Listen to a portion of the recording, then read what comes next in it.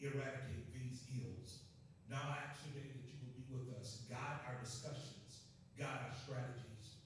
We pray today that as you do so, that we will leave today unified, energized, that we may strategize to make a difference in our marginalized communities.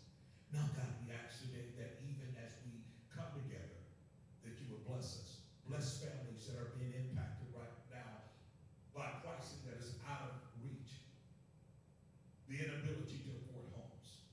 We pray today that you would give us strategies that would affect our economies, that would affect our families, and that will empower our communities.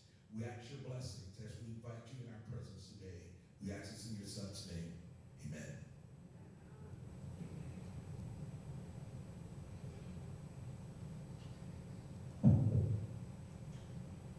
All right, I just got to do this. This is where the church said, why don't you turn to your neighbor and say, I'm glad you're here today. Yes, all right, all right. Yes, all right. So, we're going to go ahead and move on in the program. We're doing great on time. So we want to bring up Reverend Dr. Russell Meyer, who's the Executive Director of the Florida Council of Churches, our keynote speaker today. I'll tell you a little bit about him. Since 2005, Reverend Meyer has led Florida's historic Protestant churches in public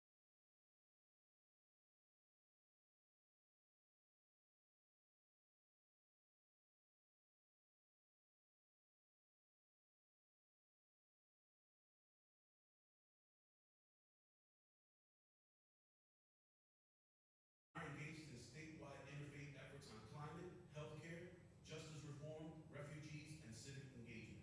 He leads the newly created Florida Faith Advocacy Office of the Council. As a founding member of the Real Talk Coalition on Education Equity, he is a leading spokesperson for addressing historic disparities in public education. In 2017, the state legislature appointed him to the Dozier Memorial Task Force. He co-chairs the Suncoast Sea Level Rise Collaborative at St. Petersburg College, founded through the Institute of Strategic Policy Solutions, and convenes the Florida Interfaith Climate Actions Network. An advocate of One Tampa Bay, a model of communal intention for the well-being of all in the bioregion, he has helped lead the proclamations that the city of St. Petersburg is a city of compassion and a city of international peace. Since the killing of Trayvon Martin, he has supported and helped organize numerous public events for a just society. He is passionate about realizing an anti-racist society. Can we take a moment and give it up for Reverend Meyer?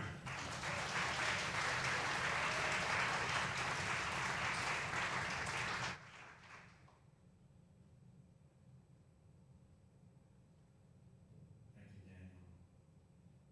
Too much old news, but I appreciate you reading it.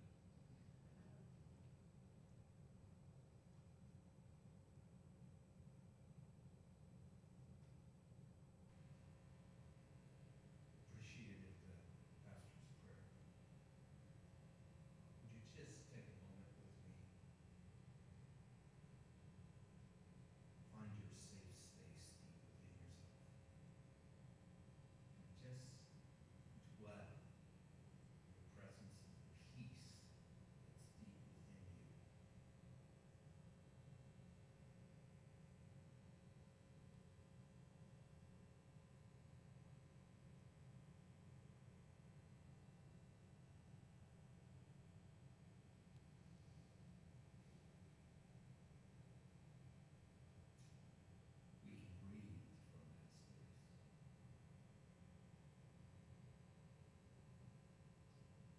You did not create that space. It was given to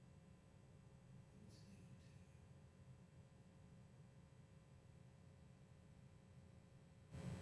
And every living system has it too.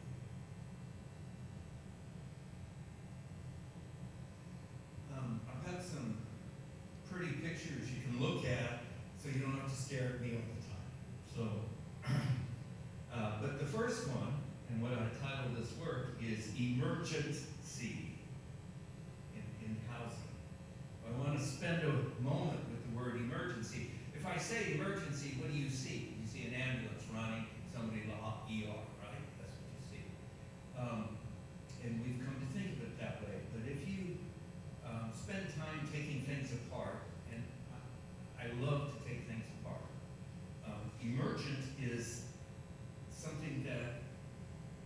rises into your awareness that says, you got to pay attention to this. It's not necessary calamity. It's saying, this is now. This is now. And we are in the time of emergency. There are things rising up saying, you got to pay attention to this. This is now. And housing, the crisis in housing, is an emergency. And simply running ambulances to the ER isn't paying full attention to what's emerging. And that's why we're in the room, to try and pay attention to what's emerging. Next slide, please.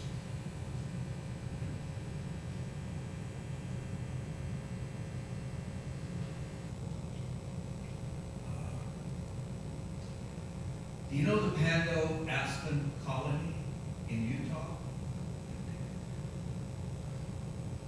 Biologists think it's like 14,000 years old, which means it tracks right alongside human civilization from the beginning. It's the largest organism that we know of in the world. It's 106 acres in Utah, in the rural mountains, and now, since we've settled and colonized this continent, it's dying. Every tree is a clone of every other tree. It is a single DNA. And the reason why it's dying is, of course, climate crisis, right? What's the problem with the world? You can just say climate crisis, right? But it's also dying because we removed all of the carnivores who keep the herbivores in check. And it turns out that the sweet saplings emerging from the earth are the tastiest treats that deer can think of. And so it's being destroyed because of our intervention in the living system. Right? We took away the wolves. We didn't want them to eat our cattle and our sheep. And there's one area where the Park Service put up a fence to keep the deer away. It's the one place that's still thriving. There's nothing wrong with the organism. It's the environment around it that is all human-made that's killing it. It's the living system. Next slide. Living systems are not just, organic single cells or whatever. They scale all the way up. They're cities, they're countries, they're even supranational. A living system is open to self-organizing systems that have the special characteristics of life and interact with their environment. And this takes place by means of information and material energy exchange. And Palm Beach County is a living system. It's not just an aggregate of organisms like ourselves. It itself operates according to a set of principles, and you can delve into this if you want to work on a master's thesis and map it out, how Palm Beach County is a living system. But we need to think about being part of a living system. You're not a singular organism, right? If I take the bacteria out of your gut, you process no food and you die very quickly, right? And when Matt Damon went to Mars, the Martian and all that, you kind of go, but where did he get the bacteria? Do you remember the story? I won't go into details for the church. Next slide.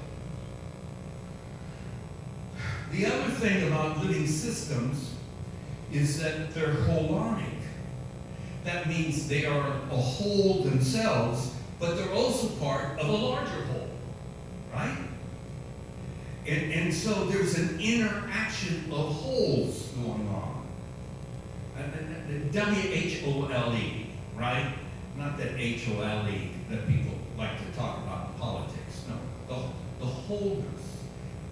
One of the things that you find across all religious traditions is concern for wholeness, human wholeness, wholeness in creation, in the environment around us, right? And we've lost a lot of that story, and we have to recover it. Next. We are in crisis.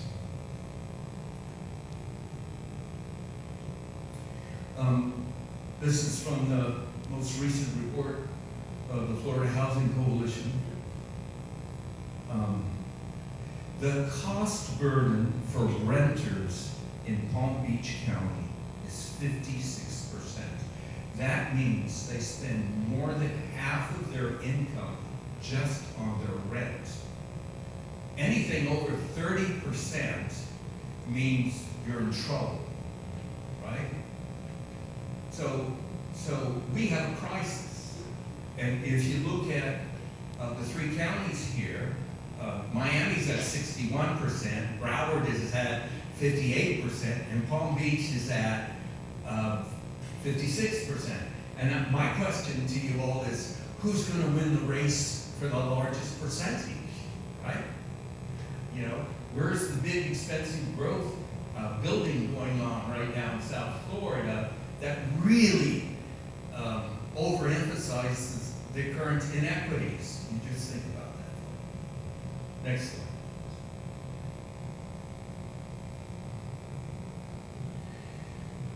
Currently, if you want to rent, you need an hourly wage of just under $28 an hour, right? Minimum. So if you want to ask the question, oh, what would a living wage look like in Palm Beach County? Yeah, it's between $27 and $28 an hour. Do you think a majority of residents make that much money?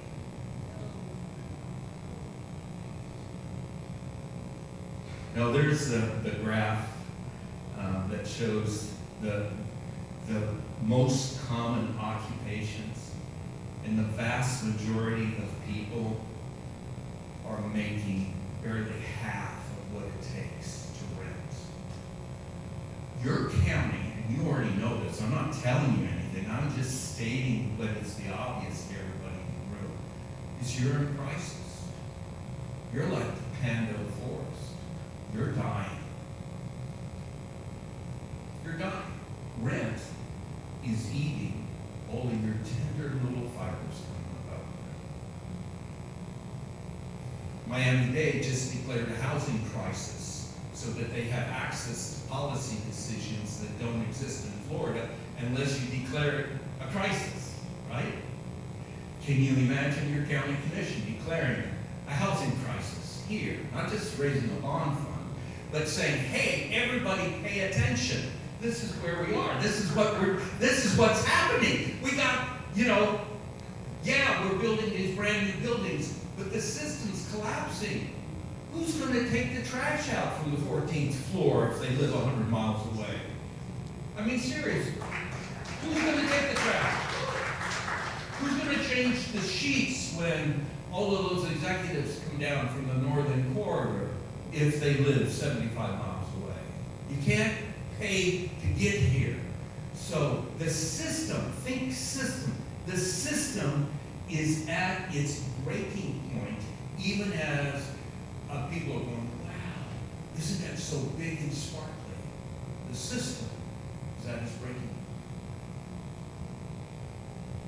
And our religious traditions, Jewish, Christian, and Muslim, have all tracked in our history what happens when the faith voice falls silent at the point of system collapse. The system collapses. That's the short story. Our faith work is story in action. No matter where we come from, we have a story that tells us who we are, what makes sense to us, where do we belong, what we're about, and then gives us pointers for how we are to act toward, in the Abrahamic traditions, we've said our neighbor, but we need to actually listen to the indigenous folks and who know neither neighbor nor stranger. Because everyone's a relative, from the stones to the sun. We're in relationship. They understand not just the wholeness of themselves, but they're part of a larger wholeness. And that means we're in relationship with everything else. And our theology, no matter what it is, no matter where it comes from, understands this interconnectedness, this interrelatedness, this interpenetration, whether we have a concept of a God or we're non-theistic, we still understand that everything is deeply connected. And the holonic nature of reality goes from the smallest thing that we can see with the electron telescopes all the way up to the expanse of the universe. And we, in this room and everyone, we're the ones who are self-aware. Right?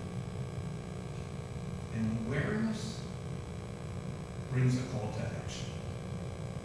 So who we are and what we do.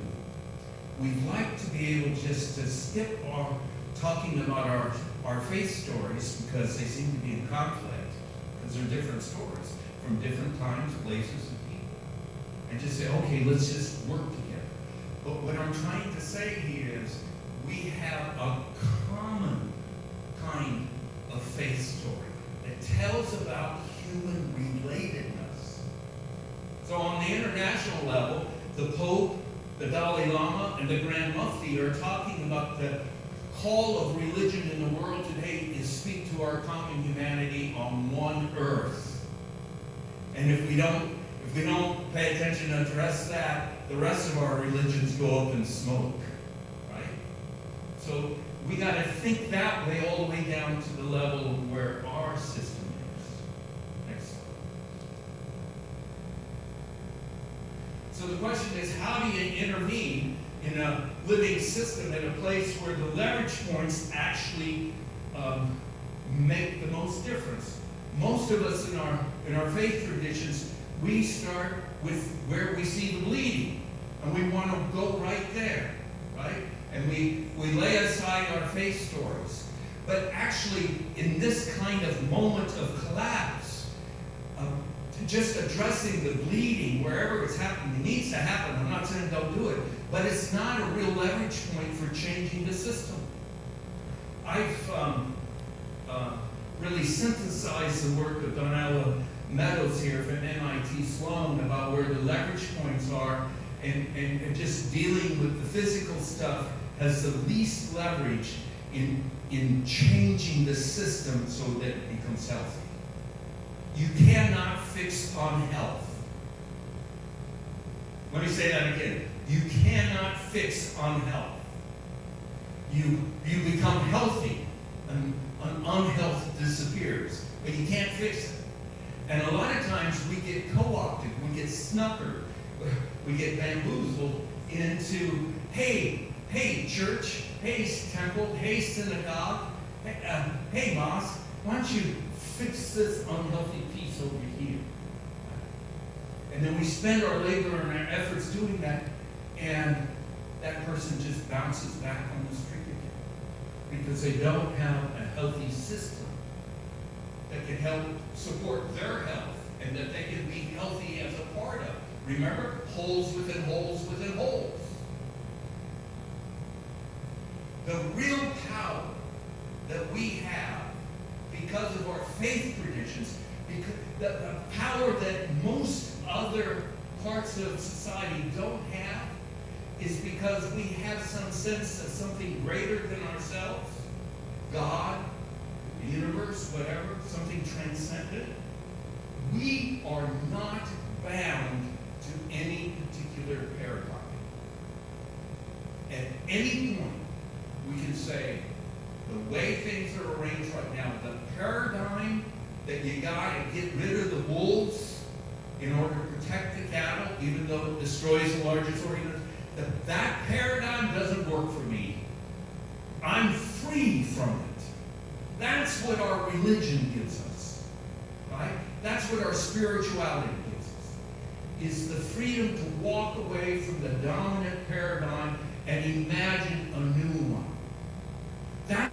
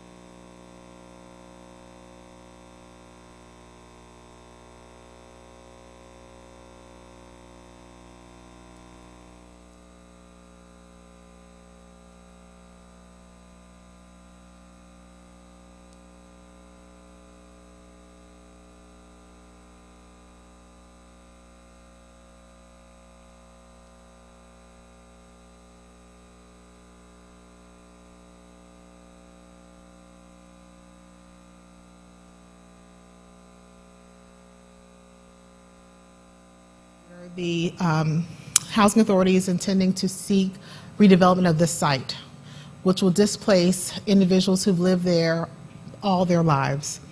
And so when Dixie Manor goes out of Boca Raton, I suspect that a lot of the diversity and inclusion in Boca Raton will also go. And so we got to keep our eyes on what happens to those residents, help them get through that process, and help them negotiate the right to return when it's redeveloped. But we have other communities that are predominantly African American that we got to look out for: Limestone Creek, the communities within Pleasant City. And then we have another issue of investors coming in and buying up properties within a homeowners association. We have 3 communities, one in Mangonia Park in particular, where an investor from South America has purchased up and now gained 51% of the ownership. And now they have put in a special assessments of $8,000 that these residents cannot afford. And what will happen when they miss that payment of that special assessment? The property owner, the homeowners association, is going to foreclose. And all those individuals who lived in those properties for years, been able to have home ownership opportunities, will lose out and lose those properties if we don't keep our eyes on the prize. Next slide. So I want this to be practical, and I want you to have something that you can do and something you can help us with.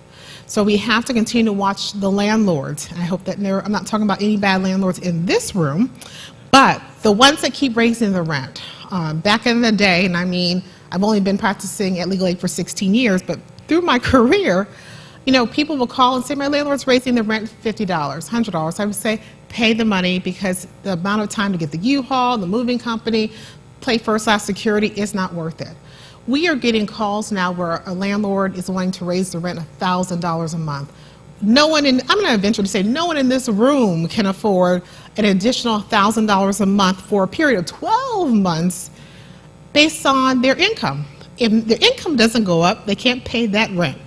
And so Palm Beach County did enact a ordinance on September 13th that gives the landlord's requirement to notice the tenant if they intend to raise the rent more than 5%. It's the first step, but we also have to maybe get our legislature to stop that and maybe put some caps on it if it's too high. The second thing we have to do here in our community is enact a Tenants' Bill of Rights. Broward did it, Miami did it. I don't want to be a follower, but it would be a great thing to follow. But our tenants need rights, and then those rights need to be codified and then be able to have some action against those landlords. We need habitable housing. So as we build new housing, the housing that we have is falling apart. It's got mold. It's got air conditions that are not working. And we've got to do something that helps the housing and brings the housing up to code now. And I put the Glades on here because the Glades is somewhere that doesn't get the prominence it needs to, because the housing out there is dilapidated. And if you look up an old documentary called The Harvest of Shame, some of those housing properties that were featured in The Harvest of Shame are still standing today. We got a call over the summer about a property in Belglade where the landlord was putting everyone out and giving them 15 days to vacate. But when our staff went there and saw the state of where our clients were living, it was not fit for humans. And the fact that the landlord was not even going to give them their security deposit back to move as they were putting them out, it's really not how you want Palm Beach County residents to live or to be treated. And so that's why we really got to demand for habitable housing and enforce that. We also have to create more opportunities for seniors to be able to age in place so they can avoid going to nursing homes and institutional care. And finally, as we place this new housing that hopefully will be created when the affordable housing, the bond gets approved, that we don't have NIMBYism in our community, that we don't have people saying, I don't want that in my neighborhood. We want that housing placed everywhere in Palm Beach County. Where there's land to build, we need to put affordable housing. And last slide. So I just want to leave you with a final thought, that if we all loved our neighbors a little bit more, you could put me out of work in my fair housing role. I'll find another practice of law, the other types of stuff. I could be a corporate lawyer, a tax lawyer, I could be something else. But if we all loved our neighbor a little bit more, our landlords loved our tenants a little bit more, and our county officials loved our residents a little bit more, we would have really a great way to kind of eradicate any kind of housing disparities based on discrimination. So with that said, thank you so much for the time. Appreciate you. All right. Let's give another thank you again, another applause. Nice loud one, strong. All right, we're doing great with our time in here. We're going to take a short break. We're going to just make it a 5-minute break. And then we're going to come back and I'll give you the next steps, which will be going into the breakout sessions, okay? Take 5-minute stretch, say hello to somebody, and we'll be back in 5.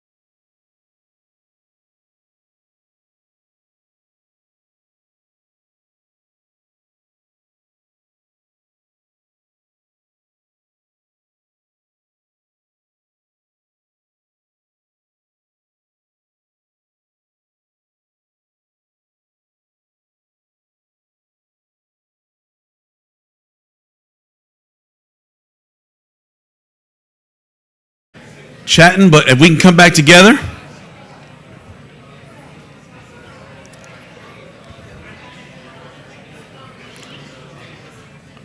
All right, folks, come on back, come on back.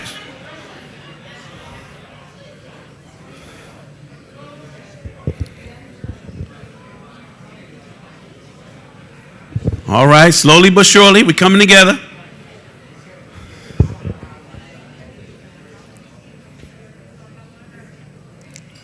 All right, we're almost there. We are almost there. Come on, folks.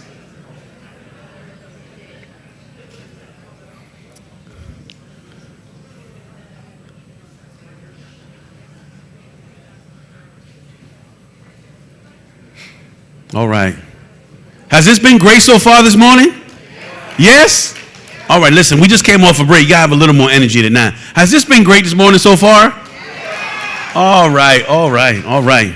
So now we're going to move on into the next part of this morning, which is going to be our table discussions. So we have 5 topics that we're going to break out, and whatever one you're interested in going there. And what we're hoping to accomplish is that each of those tables or have a host there that are going to start the conversation, lead that, but we really want you guys to be the ones kind of, guiding the discussion there. And then after that time happens, that's going to be from about 11:20 to about 11-ish. And then we're going to come back, and each group is going to present. So y'all decide right away who's going to be presenting the kind of little summary for about 5-minute summary of what you guys discussed when you come back to the room, so that we can wrap some next steps around that as well. And then we'll continue on the program. So the 5 topics, so we're going to be having one table is going to be discussing food insecurity. So anybody that's interested in that, Jennifer, raise your hand, Jennifer. I'm sorry, no, that's not you, Jennifer. Jennifer, put your hand down, Jennifer. That's not you. Ruth McGarria, where's Ruth? Okay, everybody knows Ruth? All right. So Ruth is at that table is going to be discussing food insecurity. And then, now Jennifer can put her hand. Safe parking. So Jennifer, right over here, she's going to go, you follow her to that table. She's going to be discussing safe parking. Then we're going to have Ms. Judy Fenney. Where's Judy? Everybody can see Judy back there. So she's going to be hosting the table. Is going to discuss public and private collaboration. And then, that's me. I'm Daniel. I'm going to be at the table connecting people with services. And so that'll be right over there. There we go, where Jan is, that table right over there. And then finally, what is your congregation's role? Where's Brian Frohl? Where's Brian? All right, so Brian is going to host that discussion, and Dom is actually going to walk that group out. Where's Dom? Everybody see Dom? If you're going to go to that group, going to follow him, he's going to take you to another part of the facility here, where that group is going to be having that discussion there. So again, food insecurity with Ruth, back over there, safe parking with Jennifer. She'll guide you to that table. Public and private collaboration with Judy. Connecting people with services, that's me. And then Dom's going to walk where Brian is going to host that one, where your congregation's role. Are we good? Are we excited? I feel it. I feel the excitement, Pam. All right. Have a great time, everybody.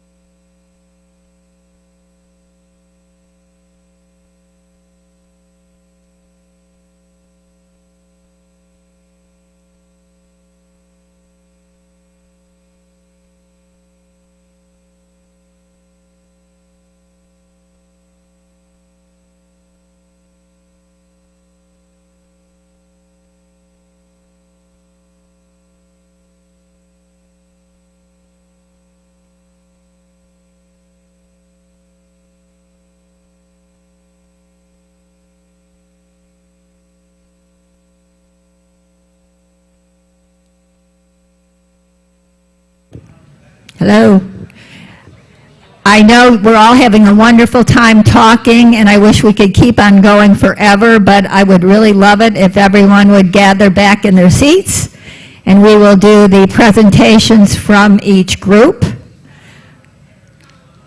I know everyone has put it on their list, and then once we've completed one group after the other, we will post them, and you can take photos. So, thank you.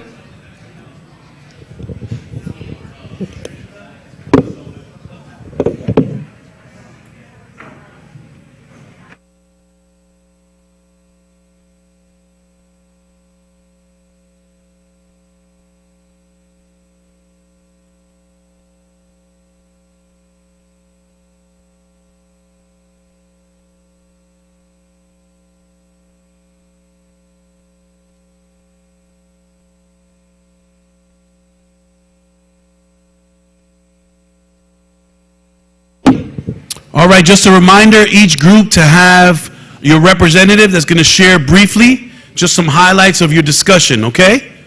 Hopefully you have already decided that, so when we call you out, you have that person, so for time's sake, all right? Hey, Jan, did we send for the other group?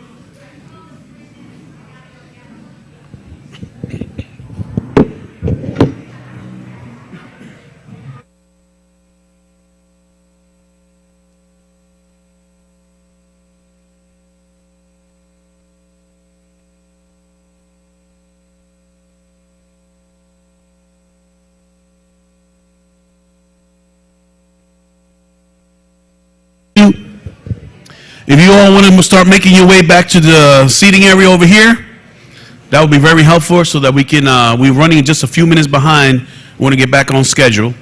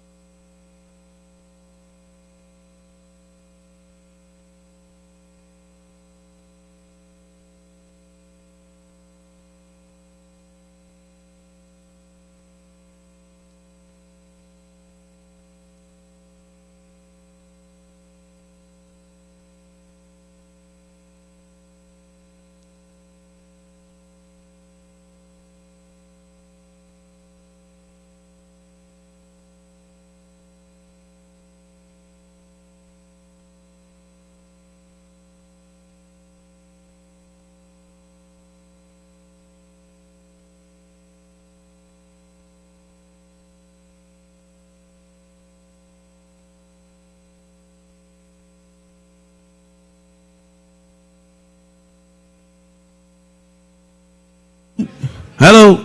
All right, come on, everybody. Let's get back so we can end strong. Here, Tisha, them church folk like to fellowship. We got to get them back. Come on, church folk. We got to get you back in your seats.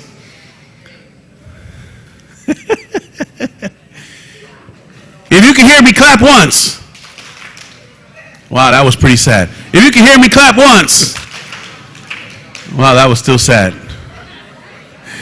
All right, but let's see if third time's a charm. If you can hear me, clap twice.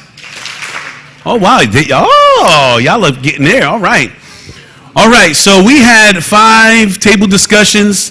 By round of applause, tell me if these table discussions were awesome. Wow, that bad, huh? Wow. Okay. Well, blame your facilitators if that were that bad. I'm just kidding. All right, so who wants to volunteer to come up and talk about, very briefly, just a few moments, quick highlights of what your table discussion. All right, Jennifer, I saw your hand go up. So let's have Jennifer's person come up where they discuss safe parking, some very brief highlights. Oh, I'm sorry. What group do you represent? So you come next. Food insecurity. All right, so first is safe parking. You can come bring it right over here. Sure. Just stick it right on there. Let's give it up for Jennifer, everybody. Oh, that's terrible. That is terrible. A little better now. Come on now. Yes, there you go, Jennifer. There you go. Oh boy, a microphone. Hello. Very brief. Okay, yes, right. So we were talking about the safe parking lot model. This is something that is not in existence here in Palm Beach County, but it is something that is in existence throughout the nation. So in other states, they are practicing a safe parking lot model with best practices. So what we discussed is that the model does exist. It has been very successful in other states. It is a structured model. So this is a place where those that are homeless in their cars, whether those be families, individuals in the homeless system, but are homeless in their cars, this model gives them a location to overnight, to park safely. Okay? Very simply, it's just a place that they can be safe from maybe 7 p.m. to 7 a.m. to be safe in their cars with their loved ones, to have access to hygiene, so running water, bathroom facilities. But the thing that makes this model so successful is the wraparound services. So it's not just simply a place to park, even though that is the foundation of it. It also allows clients, those that are participating in this, to be connected to homeless services. So it gets them connected to case management. It gets them connected to employment services. It keeps them connected to all those different facets that they need to in order to go into stable housing. So it's a stopgap measure. We talked about a little bit, not only about the structure, but what those participants may look like, being vetted. This is not an open parking lot for everybody to come in and be unchecked, right? So this is a model where there's a specific number of people that are coming in, they're registered in a program, and they are connected and followed, and the outcomes would also be followed to ensure success. It's really also very important that there's a community connection, so a connection between those that are providing the services with the participants and the communities that are housing or hosting those safe parking lots. And this is where the faith-based communities come in. We can't do this without you. So one of the most amazing things is this model is successful.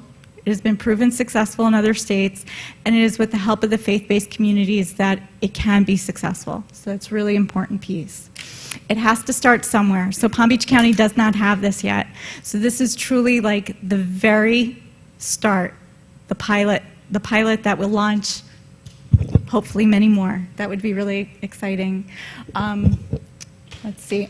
And then the last bit that we talked about, kind of as we were wrapping up, was decriminalizing homelessness. Because right now, in Palm Beach County, those that are homeless possibly sleeping in their cars, with nowhere to go, face possible citation, asked to move along.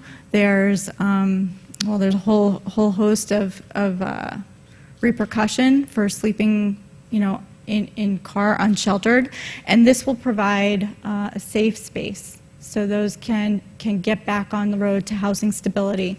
It's really very important, and it's, I think, another step in decriminalizing homelessness. So really, really a great model. So any questions? Thank you for my group who really worked hard on this piece. Thank you, Jennifer. By the way, if you have questions, I'm sure there are a ton of questions for either any of the presenters, any of the breakout groups.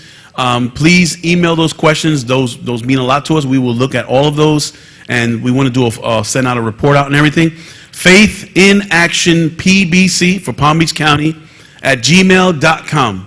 So please, any questions that you have after today, Faith, it's on the pen. Is the website on the pen as well? All right, Faith in Action PBC @gmail.com. And Sammy's going to answer all those emails. All right, who is this next group? Food insecurity. Give it up for food insecurity, people. Come on now. All right. All right. Hi, everyone. My name is Daphne, and our group talked about. All right. Our group talked about food insecurity. One of the things that we focused on was the importance of collaboration. One of the newest tools that we have available and we focused on was the Food Finder map. And one of our groups is the one, she works with the company that came with that. So it was created at the beginning of COVID and it's updated weekly. It kind of shows the food pantries, the soup kitchen, child, infant food resources that we have in our community. To find this or to find these resources, you can go on unitedwaypbc.org/hunger and you will be able to see the food map and see what we have in our community. There's also an opportunity for you to get on the food map if you are an organization that does provide food services and you're not there yet. You can contact our representative from there. Her name is Kathleen. I don't know if she can raise her hand so you guys can see her, and she'll put you on the food map. They also have a food pantry project, which is a network of different food agencies that provide food, and they come and they collaborate together to see what they are doing so that they do not duplicate efforts. Please correct me if I'm wrong. And then, of course, contact Kathleen. And some of the ideas we were talking about was how faith communities can connect. And one of the ideas was to do an email list. So any churches, any synagogue, mosque who have these different food agencies, they can send out an email list and we can connect with each other. So if you're interested in that, you can email the email address that's on the pin, and Jen will get that to you and put you on that list. We also talk about challenges. One of the challenges, there's not enough food supplies, so we're still working on that. So if you can provide food and you're able to do that, it's welcome. But a great thing one of our group members talked about was the Palm Beach County Food Bank really has been helping her agency and making sure that they have enough food. So we're grateful for that. Another thing we talked about was resources to refer out by cities. So that's a challenge because a lot of times when we know there's resources out there and we give people that come to get these services a big list of where they can find these different organizations, but maybe it's not by city, so they have to do this other step and figure out where to go. So that's one of the things we'd like to work on, is divide those resources by cities. And then an area that we don't think or we don't see much homelessness, we think we don't, is Boca. And we were talking about one of our group members, she served that community, and there is a homelessness issue there, and they're trying to figure out how to let our government official know that it's there so it can be worked on as well. And then we talked about communication is key also in this aspect. We need to find better ways to communicate between our agencies to coordinate like time of day or days that different distribution sites are open, so we're not closing on the same day or giving out on the same time, so that everyone can get a chance to serve and receive the services that they need. We also talked about it is difficult at times for the people who are receiving those services. Their mode of transportation hinders them from receiving that service. So we talked about people who ride bikes. If it's rainy, they're not going to come out and get the food. Or if it's really hot, walking is not really helpful for them. So depending on the way they get there affects them receiving those services. I think that's what we had.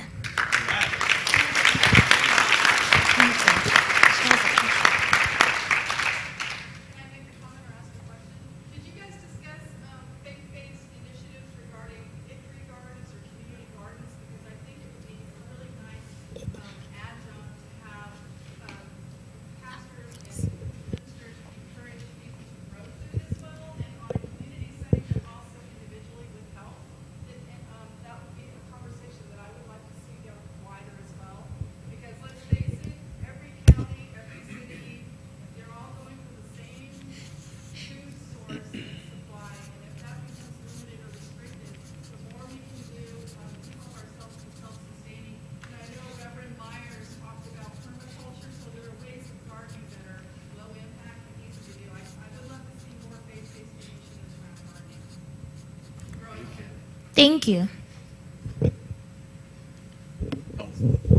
Also, back to the churches again, I think I would like to see more churches doing soup kitchen, because that would also help to, help with homelessness. I know there are organizations that are doing it, but I believe, churches should also take part in that.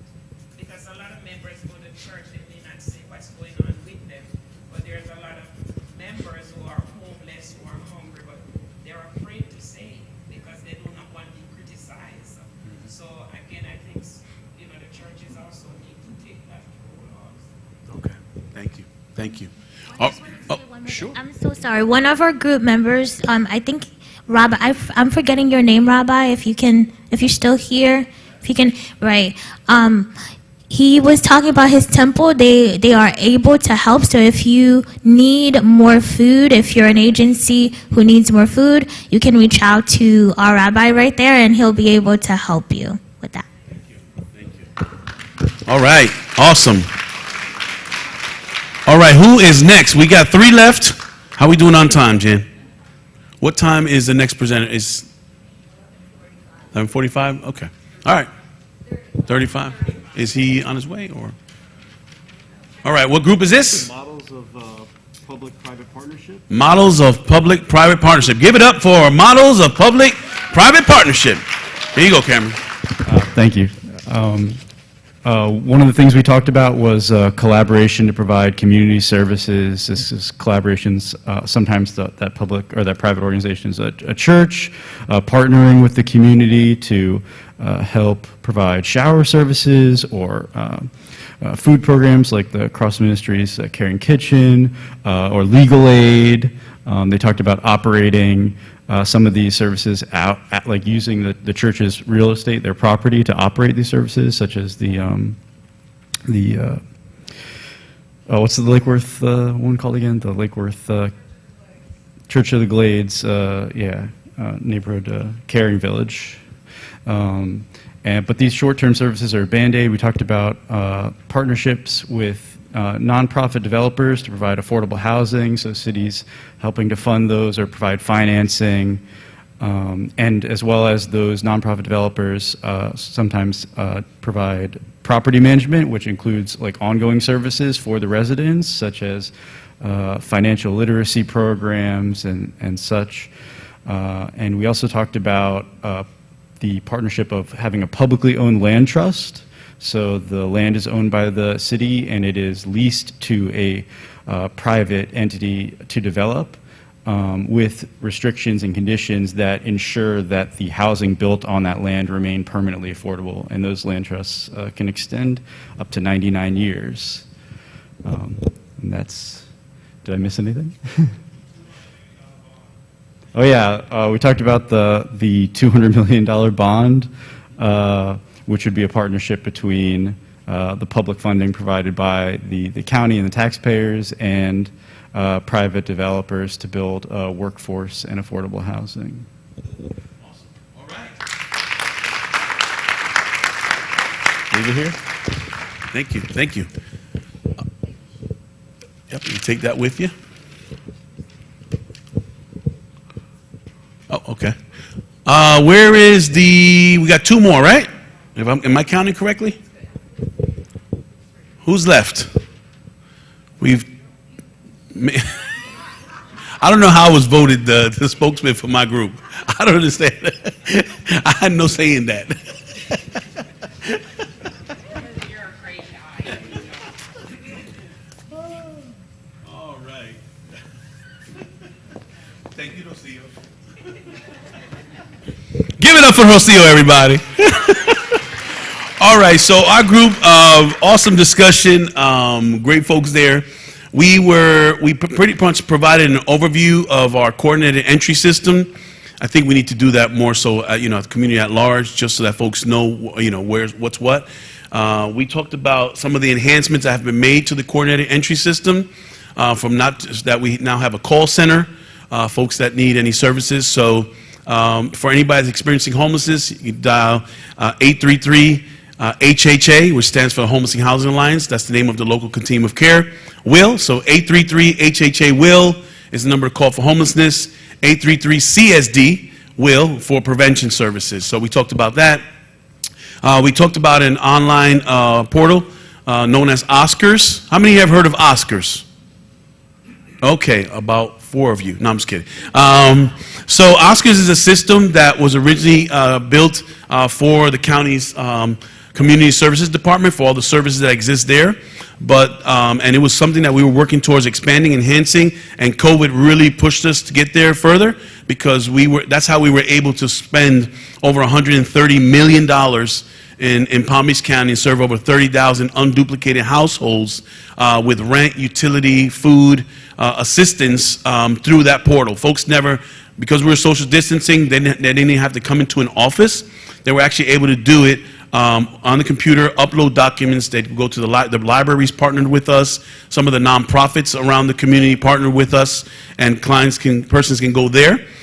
So that's how we were able to do it, and it was all through the Oscar system. So really, it's using technology to help us in this effort of serving the community. So we talked about that.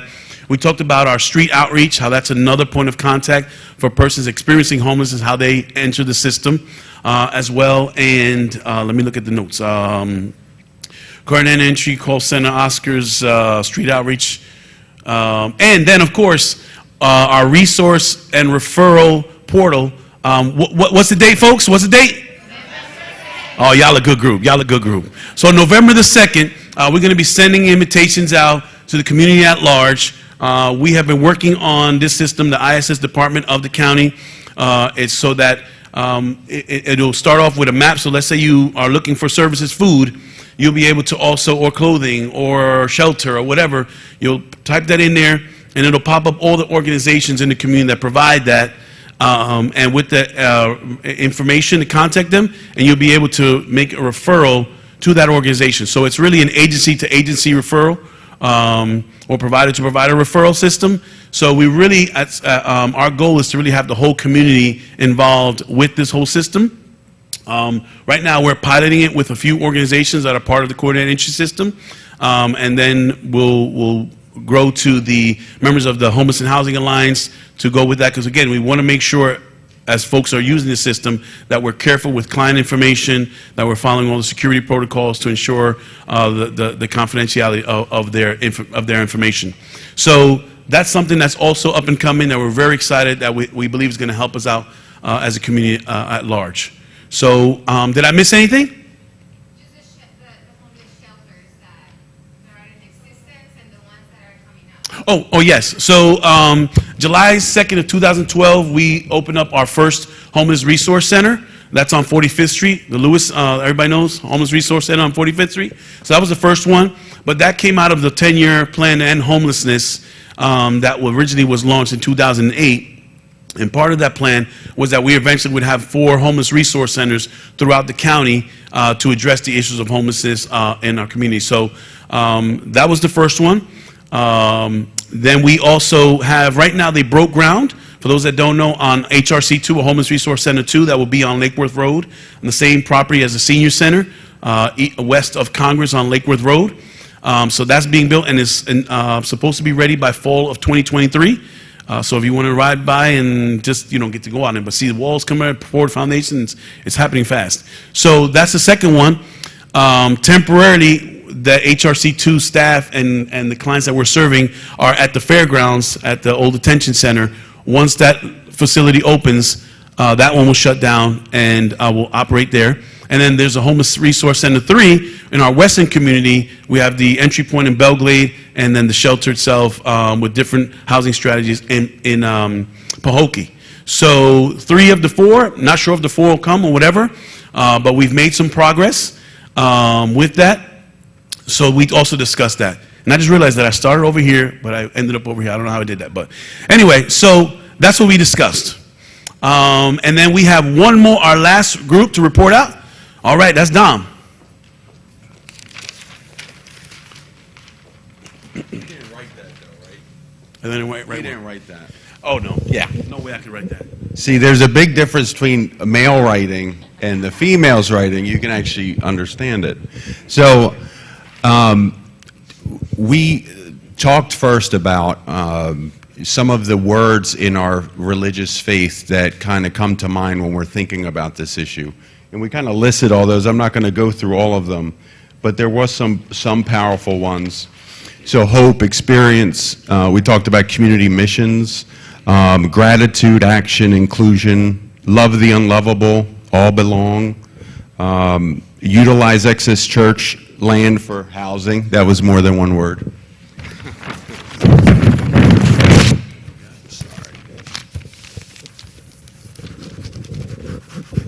And one of the quotes that came out was, you do not truly believe unless you want for others what you want for yourself. And that was really passionate. Thank you for telling us that quote.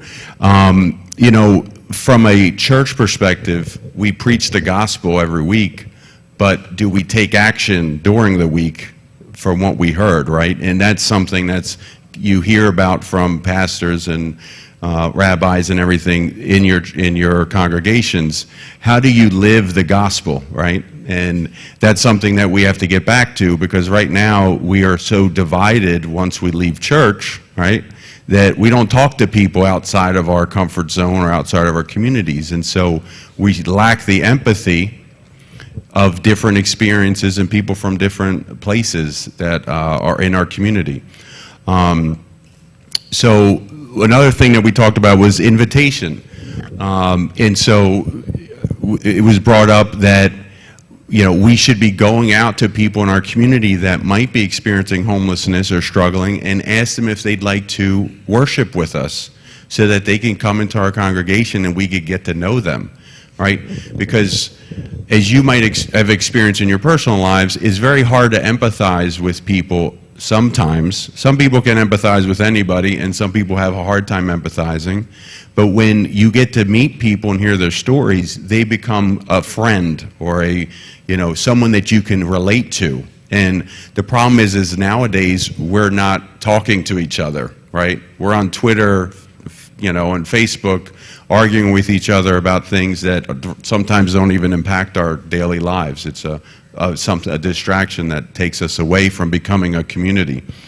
And then another thing was humanize those in need, right? It's hard to hate someone that's standing right in front of you. And so if you bring people into the congregation, into your place of work, creating that opportunity for homeless people to come in and talk to you personally and tell their stories, right? If I get up and tell someone else's story, then you are looking at me talking about someone else. That is harder to empathize because I'm a third person versus hearing it right from the person's mouth themselves. Meet people where they are. You know, we have a lot of different issues going on in the community, and so we think we know when we see someone where they are. Like, you might not know, I struggle with mental health issues. I grew up in a low-income area, all this stuff, but you only see me for who I am now, not who I've been, right? What my story is. And so you have no idea what experiences I have until you talk to me and find out. And so you need to have those conversations with people because we are all different. There is no normal, right? Your normal is someone else's non-normal. I experienced that with my wife. I mean, when we first got together, she did not like to hold hands in public, and me and my family were affectionate, and I'm like, what's going on, you know? But she, you know, over time, we adjusted to each other, and it became our normal. So it's understanding those things, that just because you experience something doesn't mean that someone else understands what you've been through. Working groups for each issue that we've discussed today, creating working groups that we can bring people into the conversation so that we can work on these issues and not just talk about it, right? Because if we do this again next year, we're probably going to be talking about the same thing unless we put our faith into action, right? And take what we've learned today, the people we've connected with, the organizations, how do we collaborate to make a better system for our community?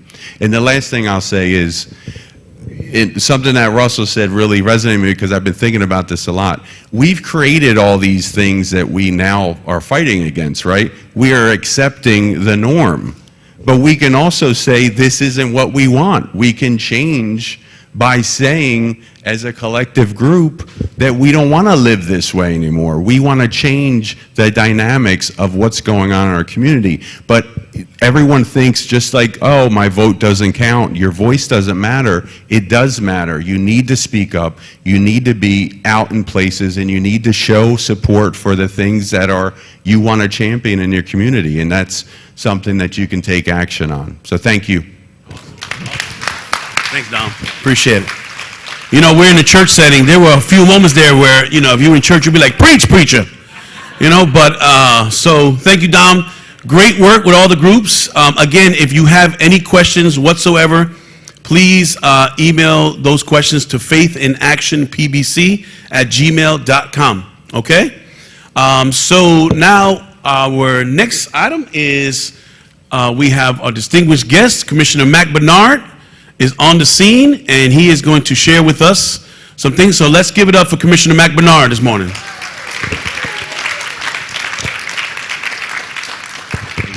Good to see you. Thank you very much, Dan. All right. Oh, you go, up there? Wherever you feel more comfortable. I think I feel comfortable here. Good morning, everyone. My name is Mac Bernard, and I am the County Commissioner for District 7.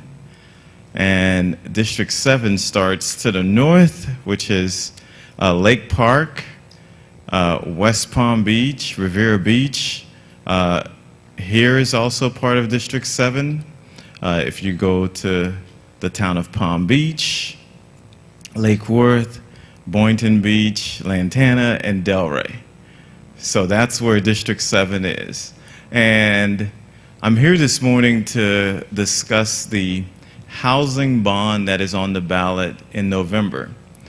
But before I have this discussion, I just want to really recognize Suzanne Cabrera.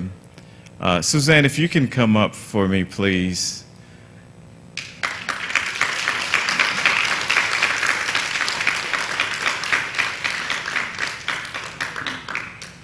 You know, because even though the housing bond is on the ballot in November, but it is her work with the Housing Leadership Council and doing the needs assessment, everything that's been done since 2019 to get us to this point. So please give her a round of applause for all of her hard work.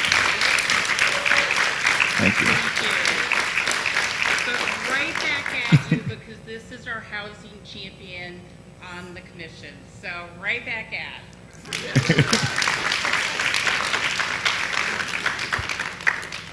So we have, the bond is on the ballot, and most people are asking questions about the housing bond. What is it? There's the legislature, they passed a bill that was signed by the governor, HB 921. And HB 921 limits the county government from being able to do any education, any outreach on any ballot initiative in the whole state of Florida. What are they doing in Tallahassee? Which means that we as a county cannot do a lot of that work. And it is the people who are in this room who can spread the message, who can help us to understand kind of like what is the housing bond, what's the problem. I believe that sometimes today, I think I was hearing that we're going to hear that inflation is going to be about the same, but the reason why inflation is right now is because of the rise in rents. And so we have a rise in rents that's going to take place, that's happening to a lot of residents in Palm Beach County. If you're looking for a home to purchase, there's a lack of supply. And then also with interest rates going up, then it is basically the perfect storm for the housing crisis that we're facing. And then also with Hurricane Ian that's impacted the West Coast. Construction, a lot of the materials will have to be shipped to the West Coast, and so the supply chain will also, there'll be a bottleneck, and so it'll be really hard, and prices in housing will continue to go up. And then so now what we do have on the ballot, I'll go into my presentation. So it's County Question 1. There are two county questions on the ballot, which is good for Palm Beach County, where you have County Question 1, which is housing, and County Question 2, which is to deal with the school district. So we have housing and education on the ballot this November. If you can go to the next slide for me, please. And so in 2019, the Housing Leadership Council, they did a housing needs assessment. And the needs assessment basically revealed that in terms of workforce housing means that you make more than 60% of the area median income, and it's all the way up to 140% of the area median income. And so the housing needs assessment says that for the workforce in Palm Beach County, there's a shortage of 20,000 units in Palm Beach County that weren't built in the past 10 years. So that's the shortage that we're facing. Next slide, please. Now, the language on the ballot, it is very, very confusing. The reason why it's confusing is lawyers drafted it. I'm a lawyer, and so they had, like the county lawyers, they had specific things that needed to be on there, but it is very confusing. But what I can tell you, there are three things about the language, which is, first of all, it's a $200 million bond to address workforce and affordable housing, which means that every single dollar is allocated for both workforce and affordable housing. So that means that if it's market rate, developers, they cannot use those funds to do the housing that's needed. And then also, which is a question that you're going to ask, is what is the cost? What is the cost to the taxpayers? Next slide, please. And so, as I stated, the homes and apartments are for essential workers. And that's basically a lot of our workers in Palm Beach County cannot afford to live in the county. I spoke to some of the fire union folks a couple weeks ago after Hurricane Ian. I asked them, hey, do you have firefighters who live in Palm Beach County or who live outside of Palm Beach County? And they have a lot of firefighters who cannot afford to live in Palm Beach County. So I believe there's one firefighter that I was told that drives as far north from Acadia to come to Palm Beach County. Our teachers in Palm Beach County, I would basically say 90% of our teachers really qualify in the affordable housing category. So they don't make enough money to really be in the workforce category. And we know so many people have issues in regards to, affordable housing. They're like, well, this is not in my backyard. But our teachers who teaches our kids really cannot afford to live in Palm Beach County anymore. So if you don't have teachers and then you don't have bus drivers, who are going to take our kids to school? So this is a problem for us. Next slide, please. And why housing matters? A lot of restaurants cannot open. They cannot find workers. When I go downtown West Palm Beach, they cannot find workers because people they can't live in the county. If you work at Palm Beach State College, if you want to bring in someone new to the county, they can't find work. So they can't find housing. So this is really important. We have a lot of places that are closed. Next slide, please. And why do we have a bond funding to address this? What's really important is when you have a shortage in terms of 20,000 workforce shortage, it's really important for you to try to build to scale so in that way you can address the problem. Now, I spoke to some folks and, $200 million will not solve all of the ills that we're facing in Palm Beach County. But what we're hoping is that combining with other funds that we're able to move in the right direction. Next slide, please. And also, our essential workers. So for sale, Palm Beach County teachers make an average $51,400. That means that they can only afford a home for $155,000. And as you know, with the median prices in Palm Beach County, there's no way that one of our teachers can afford to live in Palm Beach County. There's no way that they can. Rent.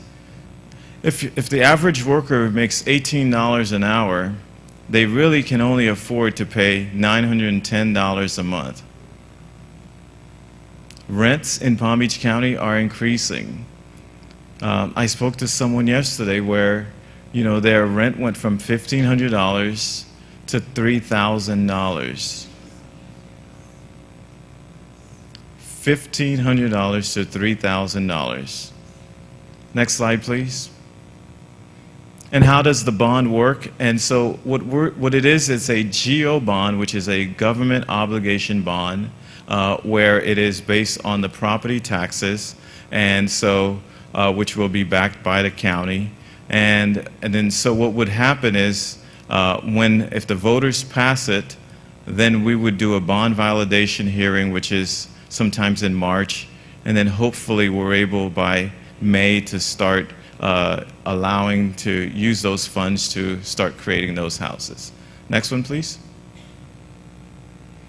And what's really important is it says the bond issue does not impact the approval process, which is in order for us to do this bond, we have to work with the different municipalities. The municipalities, they have their own requirement in terms of housing, and so it is working with the municipalities so in that way zoning can be approved, and then so in that way these houses can be done. Next slide, please. And the question that I've gotten is, where will we put these units?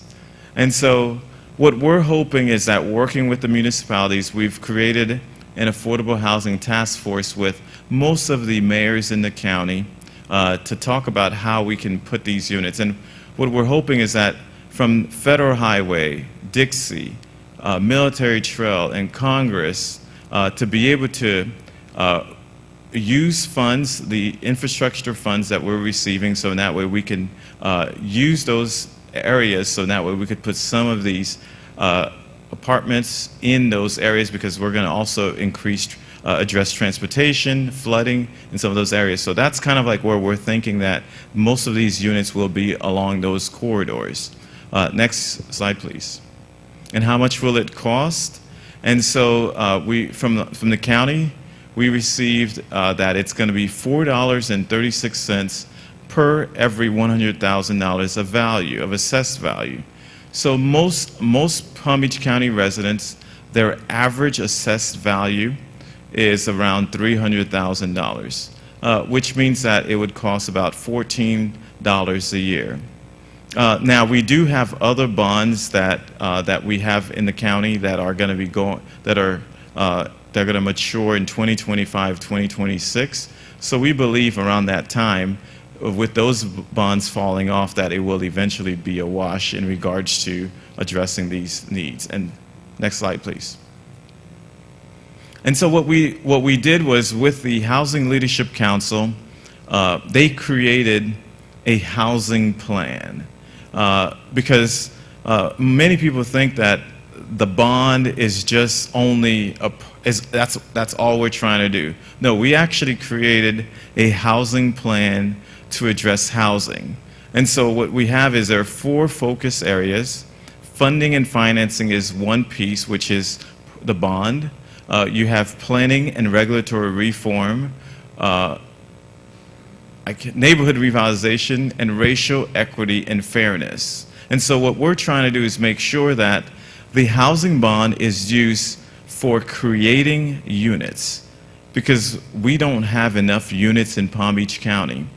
However, as part of the plan, we are also aware that we have a lot of neighborhoods that we need to invest in rehabilitation of existing neighborhoods. So, for instance, in Delray Beach, in Boynton Beach, West Palm Beach, Revere Beach. So you have existing homes that we have to make sure that we're rehabbing those units. If there are roof issues, we're able to address those roof issues, AC issues, and windows. So what we want to do is use the bond to create units and also use other funds that the county receive to address rehabilitation, so in that way we're protecting our existing neighborhoods. Next slide, please. And so this is a Housing for All plan, which is taxpayer and we protected the taxpayers with the plan. Next, please. All right. So now, when I initially proposed the housing bond, there are 2 ways that you can do a bond. You can do a revenue bond, which is it's based on the revenue of the county, and the Board of County Commissioners could have voted on the revenue bond, and if we voted on it, the voters wouldn't have to decide that. But the commissioners, with their wisdom, and I'm part of the commission, they said, you know what? If there's a crisis in regards to housing, we believe that the voters should make that decision. And so now it's on the ballot this November, and the county is limited in terms of what it can do in terms of advocacy on it, but they can't stop me from doing that. So I can do it myself individually as a commissioner, but the county itself cannot. And so we really need your help to spread the message. If your friends or neighbors, if they're facing this housing crisis, they have a chance to vote on it this November. And many of our voters have received absentee ballots right now, so they've received their ballots, and then voters will vote early voting and then election day. But we're really happy and excited that the voters get to make that decision, so in that way we address our housing needs in Palm Beach County. So I don't want to be too long, so I don't know if there are times for questions. So if you have any questions, I'd love to answer it. Yes, please. So one of my questions is, state law requires developers to be compensated for any required affordable workforce housing. So any income they're losing by developing workforce or sub-market rent, sub-market sale housing. Does the $10,000 per unit raised by this bond cover the entirety, or would the city or county have to pay additional or waive additional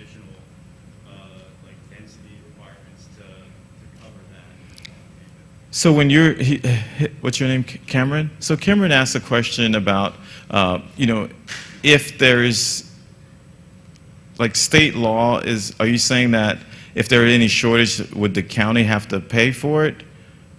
Yeah. So state law requires that basically the developers make as much money as if they were developing all market rate units. So if you put a requirement on developers to develop affordable or workforce housing, the county has to then recompense the developer. No, I don't know if that's a good reading of the state law. So if you're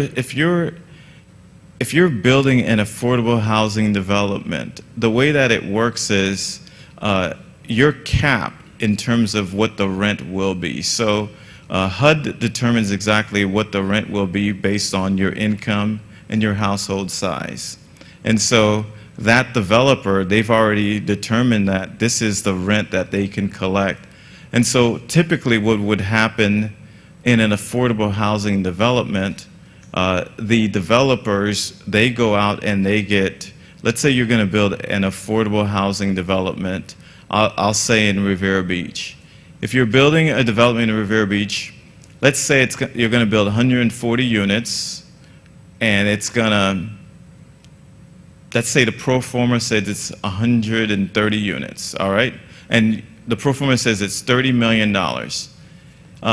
If you're doing an affordable housing development, most likely you would go out and get something called a tax credit. And either you get a 4% credit or a 9% credit. 9% means you get more equity in that development. So if that developer received a 9% credit, let's say they were awarded $20 million of equity. So that means that if the project is going to cost you $30 million, you've received $20 million in equity that you can use to construct the project. And so now you're short $10 million. And then you would go to seek to get a first mortgage. And because there's a cap in your rent, so there's going to be a limitation in terms of how much the lender would allow you to get. And so let's say, hypothetically, you only receive an $8 million loan. So now you have a $2 million shortage. And so what we're hoping to be able to do is to use the housing bond to be able to close the gap so that way we can get the units built. Because if you don't have the resources to build those units, then you will lose that full $20 million of equity. Now, would you want to lose $20 million of equity if you only had to provide just $2 million to fill in the gap? So that's kind of like what we're trying to do. But I don't think that that's a good reading of it, but I'd love to discuss that with you later. Any other questions? Yes, ma'am.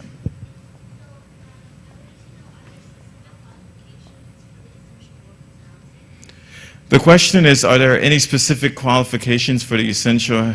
No, there's not any specific qualifications. What's really important is the income.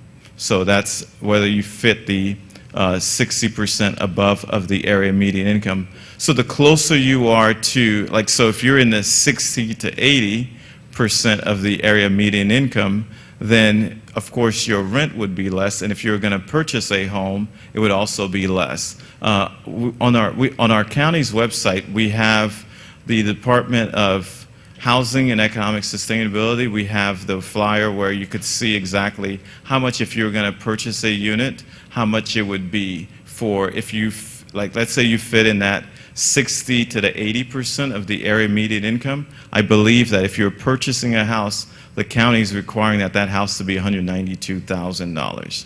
So, other parts, if it's not in the workforce, it could be $400,000 or $500,000, but that's how much it would be. Yes. Under the bond, because from my understanding, we're talking about affordable housing, we do get this passed with the bond.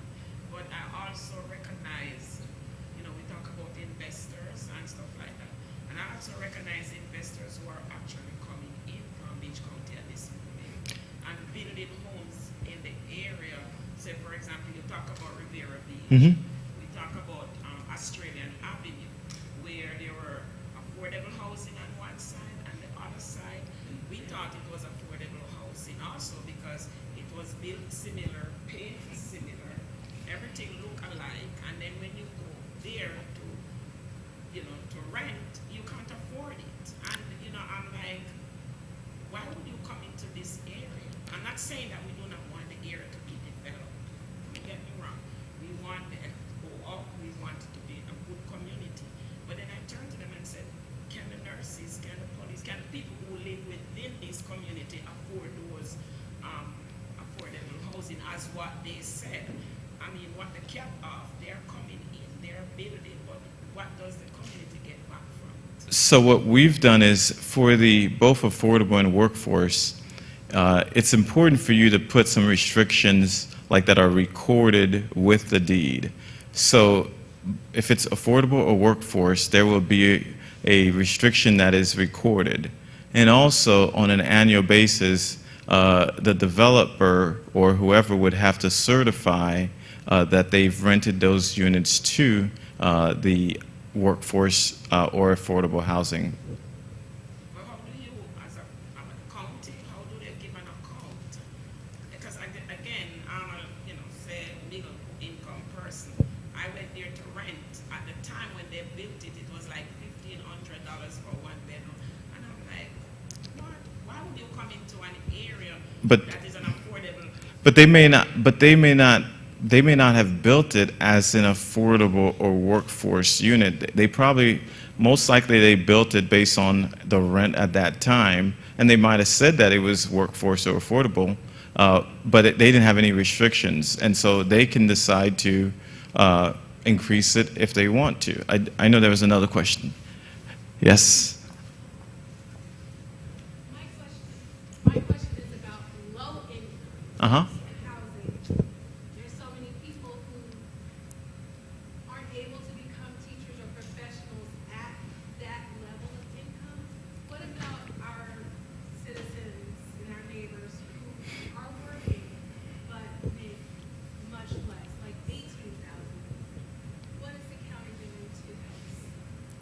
That's a great question. So when you're trying to create units, you have to really work the numbers so now you build the units. So what we're hoping to be able to do is we believe that the housing authorities, they're mostly going to be doing a lot of the housing that are below that 30% of the area median income. And so what we're going to try to do is, which we haven't figured out yet, is how do we incentivize the developers to include the extremely low income in there. But we don't, what we want to do is create units, so it's a balancing act, but we are thinking about it, how do we address that? But when the voters passed the infrastructure sales tax in 2016, we allocated $25 million for homeless housing, extremely low income. So the county, we just recently did an RFP, so in that way, to work with the housing authorities, our nonprofit developers, to target that extremely low income. But right now, because we have a housing shortage, we're hoping is that if we can create the units, then there will be other units that will become available for people who are in that extremely low income. Yes, ma'am.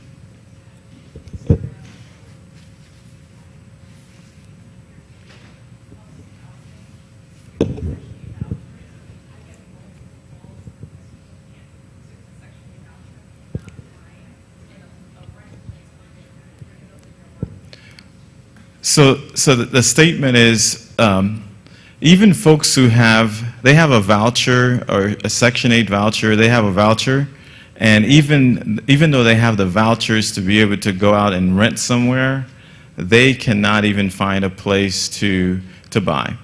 But the problem is we're short units.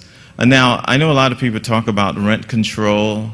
How do you control the rent in terms of when you have increases? In Palm Beach County, what South Florida is facing is there's a shortage. And so if you don't create units, and you need to create them as soon as possible, so in that way you can shock the market. And so that's what we're trying to do, is to shock the market so in that way we can build them right away, so in that way we can help our residents. So last question, please. You're saying these are going to be built over 10 years, so what do we do to actually push for rent caps and for the fact that they are discriminating by not taking those Section 8 vouchers? Right now, we have more people pouring in now. It would be more across the 10 years before these rates are done. In regards to rent cap, we as a county cannot touch that at all. It is state law. But like as somebody in like government, what can we do to push for that better? So you have elections that are taking place for state reps and state senators and the governor's race. That's an issue that what we've done is we've provided notices for our residents. So I think we said that you need to have at least 60-day notice if their rent is going to increase by more than 5%. But that's all that we can do legally. And so this is an issue that you may have to take to the state of Florida, because we've done the best that we can to address this. And so just want to thank everybody for being here. And I believe that this is an important issue for us that's on the ballot. And what we're hoping is that you're the one who can actually speak about it and talk about it. And because this is on the ballot, this is up to us to make that decision. Thank you very much. Thanks so much. Good to see you. All right, everyone, we are just about wrapping up. I just want to give a special thank you again to United Methodist Church of the Palm Beaches. Let's give them thanks again for hosting us. It's been an awesome day. I want to also give a shout out to the sound team and the visual team. We appreciate y'all. Again, if you have any questions at any point, even when you leave here and you're marinating all this wonderful information, you got questions, please email them to faithinactionpbc@gmail.com. And like I said earlier, I promise Sammy's going to respond to all those within 10 minutes. Just kidding. And also, if you are interested in becoming a member or participating, it's not necessarily a membership group, but if you want to participate more in what Faith in Action Palm Beach County is doing, please send an email and let us know your interest. We'll reach out, we'll let you know, get you on the invitation list. There's a lot of good stuff that's happening. We also will be sending out a summary email to everybody that registered of today, just kind of the surveys. We're going to send a post-event survey as well. We really would appreciate your feedback, because that helps us to do this better every time. And finally, please take food, what's remaining there. If you want to take it to an agency or whatever it may be. Patrice, you have something? When I finish my thought. Oh, and there are medical supplies over here as well. So that would be great. And so with that said, if we can have Pastor Tim May from United Methodist Church of the Palm Beaches is going to come up and close us out in prayer. Let's give it up for Pastor Tim. Yeah. I stand between medical supplies and food, so let me do this quickly. Hey, as I offer the prayer for us, can I be bold enough to ask you to be in prayer for each other? Let's pray together. God of compassion and love, we thank you for the Spirit that we've experienced here this morning, for the opportunity that we had to be with one another. And as we have spent this time together, we have been reminded that you are a God who calls people from all paths of life. You are a God who has reminded us this morning that you have no partiality, that you are a God of love.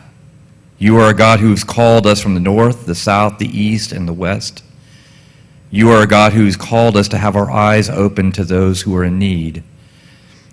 You are a God who has reminded us today of the importance to love our neighbor the way you demonstrate and have demonstrated your love for us. And so as we depart from this place, we have been filled with wisdom, not only for our sake, but for the sake of others. May we take that wisdom, may we take that information and truly be a people who put faith in action. Guide us in our steps.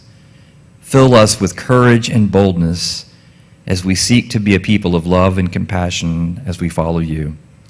We thank you again for this time and for your love. It's in your name we pray. Amen. Thank you. All right, everyone, have a wonderful day. Please feel free to hang out a little bit and chat and fellowship. And please, again, with the food. And we'll see you next time. Thank you again.